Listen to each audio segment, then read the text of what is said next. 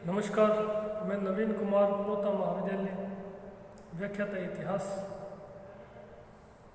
आज के वीडियो में हम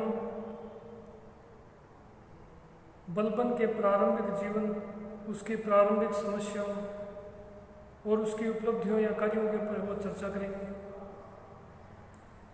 ग्रेजुएशन का जो सिलेबस है, बीए द्वितीय वर्ष ग्रेजुएशन के अंतर्गत बीए द्वितीय वर्ष के विद्यार्थियों के समक्ष जो परीक्षा में जो प्रश्न आते हैं उनमें बलबन से संबंधित 4 क्वेश्चन है वो प्रमुख रूप से पूछे जाते हैं। पहला क्वेश्चन आता है कि दिल्ली सल्तनत के सुदृढ़ीकरण में बलबन के योगदान का मूल्यांकन कीजिए। कभी कभी क्वेश्चन पूछा जाता है कि एक सुल्तान के रूप में बलबन की प्रारंभिक समस्याओं और उसकी उपलब्धियों का मूल्यांकन कीजिए। और कभी कभी इस क्वेश्चन का ही एक पार्ट यानी इसका एक हिस्सा विशेष पूछा जाता है, जो 7 नंबर के क्वेश्चन के अंतर्गत या जो 8 नंबर या 7 नंबर का जो क्वेश्चन आता है सेक्शन बी में, उसके अंतर्गत कभी कभी पूछ लिया जाता है कि बलबन की लौह और रक्त की नीति पर प्रकाश डालिए। यह क्वेश्चन आ जाता है बलबन के राजत्व के सिद्धांत पर प्रकाश डालिए। तो ये जो चारों क्वेश्चन हैं, ये मैं एक ही प्रश्न के माध्यम से पूर्ण करने का प्रयास करूँगा। जो अंतिम 2 प्रश्न बोले थे, लौह और रक्त की नीति तथा बलबन का राजत्व का सिद्धांत, वो पूर्ववर्ती 2 क्वेश्चनों का ही एक पार्ट है, जो बड़े क्वेश्चन के अंतर्गत है। जब हम बलबन की उपलब्धियों का मूल्यांकन करते हैं या बलबन का योगदान, जब हम योगदान के ऊपर चर्चा करते हैं, तो उसी के अंतर्गत है वो ये दोनों प्रश्न है वो उसी के एक बिंदु के रूप में है वो हम चर्चा करेंगे। तो आज हम चर्चा करेंगे बलबन के प्रारंभिक जीवन और शासक बनने के बाद, सुल्तान बनने के बाद उसके समक्ष जो समस्याएं उनके ऊपर है वो आज हम चर्चा करेंगे। पिछला जो वीडियो था उसमें हमने देखा था कि 18 फरवरी 1266 ईस्वी को सुल्तान नासिरुद्दीन महमूद, जो कि शमशी वंश का अंतिम सुल्तान था, उसकी मृत्यु हो गई। और उसकी मृत्यु के पश्चात बलबन है वो अगला सुल्तान बना। हालांकि बलबन शमशी वंश का नहीं था, लेकिन इसका एक बड़ा कारण माना जाता है, जिसकी पुष्टि समकालीन इतिहासकारों ने भी की। ऐसा माना जाता है कि जब नासिरुद्दीन महमूद शाह की मृत्यु हुई, उस समय उसके न तो कोई संतान थी और न ही शमशी वंश का यानी इल्तुतमिश का कोई वंशज उस समय जीवित था। इसके अलावा सुल्तान नासिरुद्दीन महमूद शाह अपनी मृत्यु से पूर्व अपने ससुर बलबन को अपना उत्तराधिकारी घोषित कर गया था। यही कारण है कि जब फरवरी 1266 ईस्वी में बलबन दिल्ली के सिंहासन पर बैठा, तो किसी भी तुर्की अमीर ने उसका विरोध करने का साहस नहीं किया। और इस प्रकार वह सफलतापूर्वक सुल्तान गयासुद्दीन बलबन की उपाधि धारण कर दिल्ली सल्तनत का सुल्तान बनने में सफल रहा। सुल्तान गयासुद्दीन बलबन की गणना है वो दिल्ली सल्तनत के जो प्रारंभिक सुल्तान थे, उन दिल्ली सल्तनत के प्रारंभिक सुल्तानों में गयासुद्दीन बलबन को सर्वाधिक योग्य और सफल शासक माना जाता है, सर्वाधिक सफल सुल्तान माना जाता है, क्योंकि उसने न केवल जो सुल्तान पद की जो शक्ति और प्रतिष्ठा थी उसको पुनः स्थापित किया, बल्कि वह दिल्ली सल्तनत का आवश्यक विस्तार कर उसका जो प्रशासनिक ढांचा है उसको भी सुदृढ़ करने में सफल रहा था। यही कारण है कि उसको दिल्ली सल्तनत के या मामलुक वंश के जो प्रारंभिक सुल्तान थे उनमें सर्वाधिक सफल सुल्तान माना जाता है। सुल्तान पद की प्रतिष्ठा और शक्ति को स्थापित करने का श्रेय भी इल्तुतमिश को ही दिया जाता है। बलबन को दिया जाता है। इल्तुतमिश अगर मैं कहीं बोल गया हूँ तो उसके स्थान पर आप बलबन समझें। अब सुल्तान बलबन को ही माना जाता है। दिल्ली सल्तनत के जो प्रारंभिक सुल्तान थे उनमें सर्वाधिक योग्य सुल्तान है वो बलबन को माना जाता है। हम बलबन की प्रारंभिक समस्याओं पर चर्चा करने से पूर्व उसके प्रारंभिक जीवन के बारे में हमें जानना उचित रहेगा। हालांकि बलबन के प्रारंभिक जीवन के बारे में विस्तार पूर्वक जानकारी प्राप्त नहीं होती, लेकिन फिर भी समकालीन ग्रंथों से पता चलता है कि उसका जन्म आधुनिक तुर्किस्तान में इल्बरी कबीले में हुआ था। उसका पिता है वो इल्बरी कबीले के 10,000 परिवारों का खान था। किशोरावस्था में के दौरान मंगोल आक्रमण के दौरान उसे यानी बलबन को, जब बलबन किशोरावस्था में था उसी दौरान मंगोल आक्रमण के दौरान उसे मंगोलों द्वारा बंदी बना लिया गया और बंदी बनाकर बलबन को बसरा के एक दास व्यापारी जमालुद्दीन बसरी को बेच दिया गया। जमालुद्दीन बसरी 1232 ईस्वी में दिल्ली आया और यहाँ पर उसने इल्तुतमिश जो उस समय दिल्ली का सुल्तान था, इल्तुतमिश ने बलबन को जमालुद्दीन बसरी से खरीद लिया। बलबन अत्यंत धीर गंभीर स्वभाव का और अत्यंत ही होनहार युवा था। शीघ्र ही इल्तुतमिश बलबन के इन गुणों से अत्यधिक प्रभावित हुआ और उसे अपने निजी अनुचर खास बरदार के पद पर नियुक्त कर दिया। यानी बलबन को सर्वप्रथम इल्तुतमिश द्वारा अपने खास बरदार, जिसे यानी उसका तात्पर्य होता है निजी अनुचर या निजी सेवक, खास बरदार के पद पर नियुक्त किया गया। शीघ्र ही इल्तुतमिश के द्वारा बलबन को चारगान यानी 40 मंडल में सम्मिलित कर दिया गया। इल्तुतमिश की मृत्यु के बाद जिन युवा सरदारों ने, तुर्क सरदारों ने रजिया का सहयोग किया था, उनमें बलबन भी सम्मिलित था। परिणाम स्वरूप रजियनुद्दीन या रजिया द्वारा सुल्तान बनने पर उसे अमीर शिकार का पद दिया गया। रजिया के पतन के बाद मुइजुद्दीन जो बहरामशाह था वो शासक बना। मुइजुद्दीन बहरामशाह के द्वारा उसे अमीर आखूर के पद पर नियुक्त किया गया। अमीर आखूर यानी शाही अश्वशाला का प्रधान नियुक्त किया गया।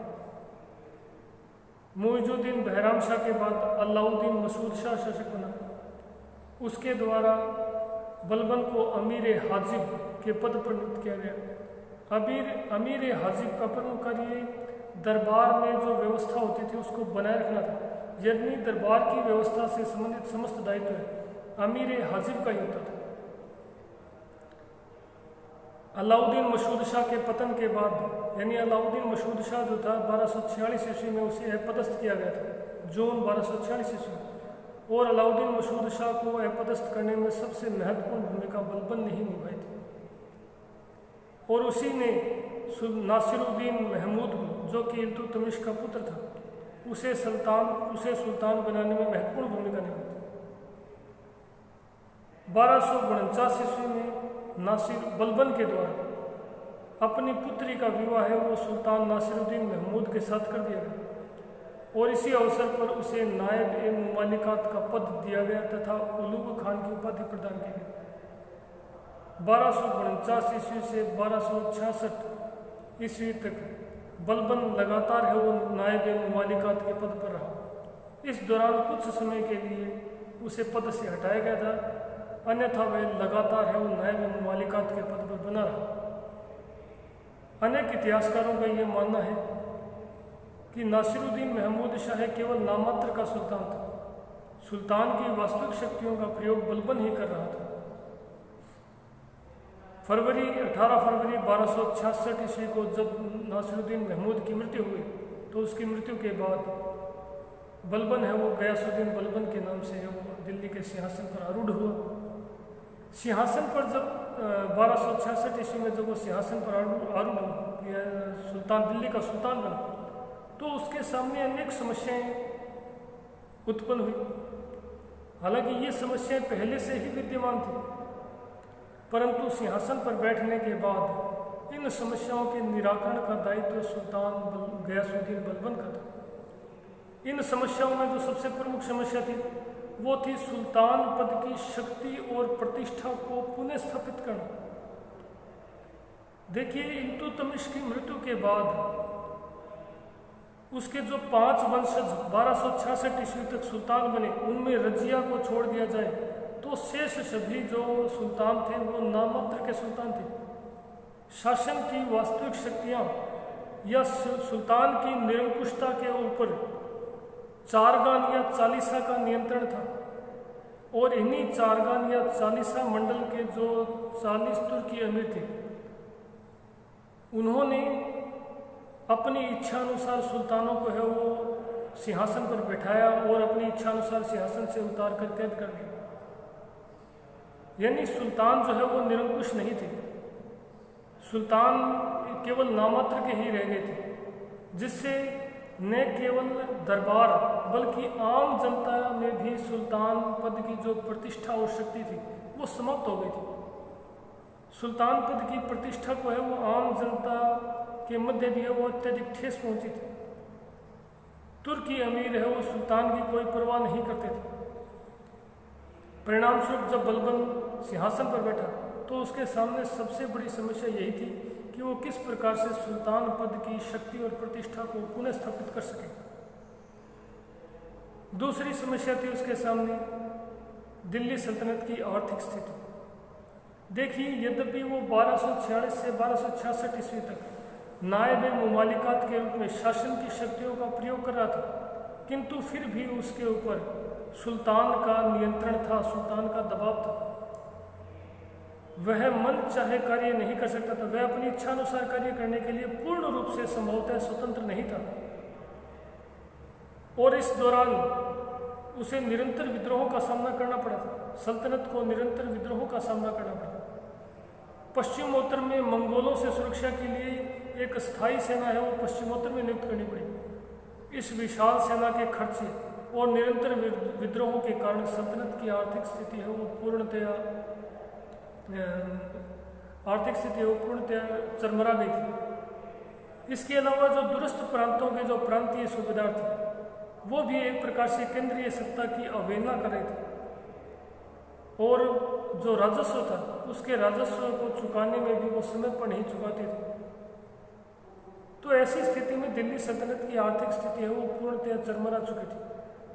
उसके सामने एक प्रकार से राजकोष है, जो वो सिंहासन पर बैठा तो उसके सामने रिक्त राजकोष था। तीसरी समस्या थी बलबन के सामने, वो थी चारगान का बढ़ता हुआ प्रभाव। देखिए, इल्तुतमिश के बाद अगर रजिया को छोड़ दिया जाए तो शेष जो 4 सुल्तान बने थे वो अत्यंत अयोग्य थे, साथ ही साथ विलासी भी थे, और उनकी इसी अयोग्यता और विलासिता का लाभ इन तुर्कान चहलगानी या चारगान के सदस्यों ने उठाया। उन्होंने प्रत्येक सुल्तान के ऊपर अपना प्रभाव स्थापित करने का प्रयास किया। यद्यपि कुछ सुल्तानों ने उनके नियंत्रण से मुक्त होने का प्रयास किया, परंतु ऐसी स्थिति में इन चारगान के सदस्यों ने एकजुट होकर उन सुल्तानों को है वो गद्दी से पदस्थ कर दिया। परिणाम स्वरूप सुल्तान जो था उसके पद और उसकी निरंकुशता पर इस चारगान या चालीसा का प्रभाव या नियंत्रण पूर्ण रूप से स्थापित हो गया था, और इस चारगान का प्रभाव निरंतर बढ़ता ही जा रहा था। चूंकि बलबन भी इस चारगान का सदस्य रह चुका था, इसलिए वह इन तुर्की अमीरों यानी 40 गुलामों का जो दल था इसके सदस्यों की महत्वाकांक्षा से अनभिज्ञ नहीं था।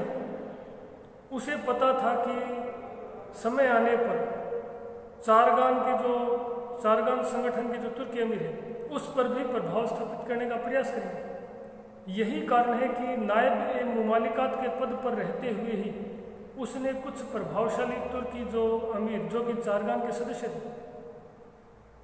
उनको एक प्रकार से नियंत्रित करना शुरू कर दिया था।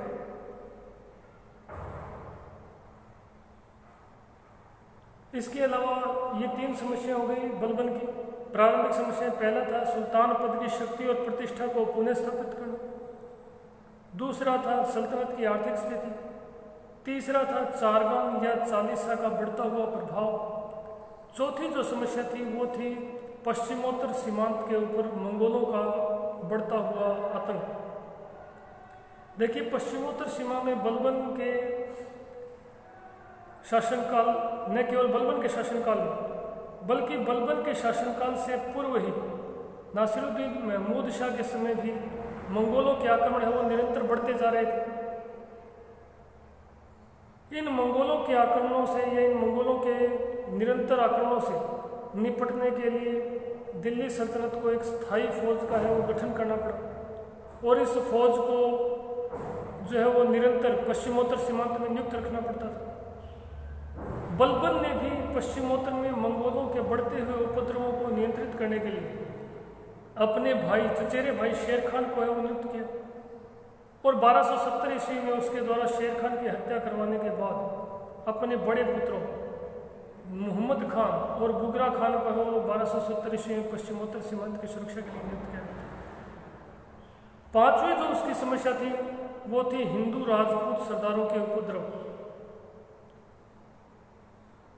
चूंकि पश्चिमोत्तर में एक साथ दिल्ली सल्तनत के सामने है वो एक साथ है वो अनेक समस्या थी।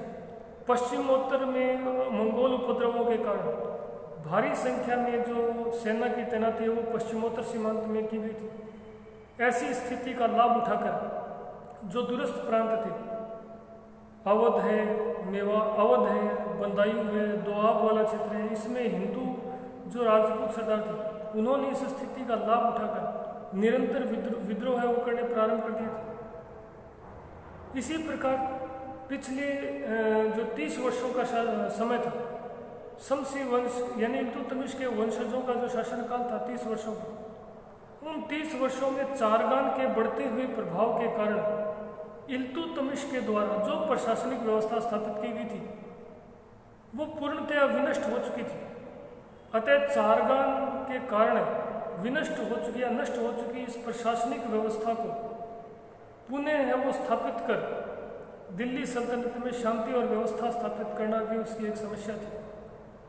देखिए, इल्तुतमिश ने जो प्रशासनिक व्यवस्था स्थापित की थी, इन तुर्की अमीरों ने, चारगान के सदस्यों ने अपनी महत्वाकांक्षा के कारण उस प्रशासनिक व्यवस्था के या उस प्रशासनिक ढांचे को एक प्रकार से भारी क्षति पहुंचाई थी। इस प्रकार इल्तुतमिश इस प्रकार बलबन जब सिंहासन पर बैठा तो उसके सामने ये प्रमुख समस्याएं थी। अगले वीडियो में हम बलबन की है वो उपलब्धियों या ऐसा कर सकते हैं कि उसके प्रमुख कार्यों के ऊपर चर्चा करेंगे। किस प्रकार से उसने अपनी समस्याओं के ऊपर है वो नियंत्रण स्थापित कर सुल्तान पद की शक्ति और प्रतिष्ठा को पुनः स्थापित किया, बल्कि दिल्ली सल्तनत का आवश्यक विस्तार कर उसको प्रशासनिक सुदृढ़ता भी प्रदान की। इस विषय पर हम अगले वीडियो में चर्चा करेंगे। धन्यवाद।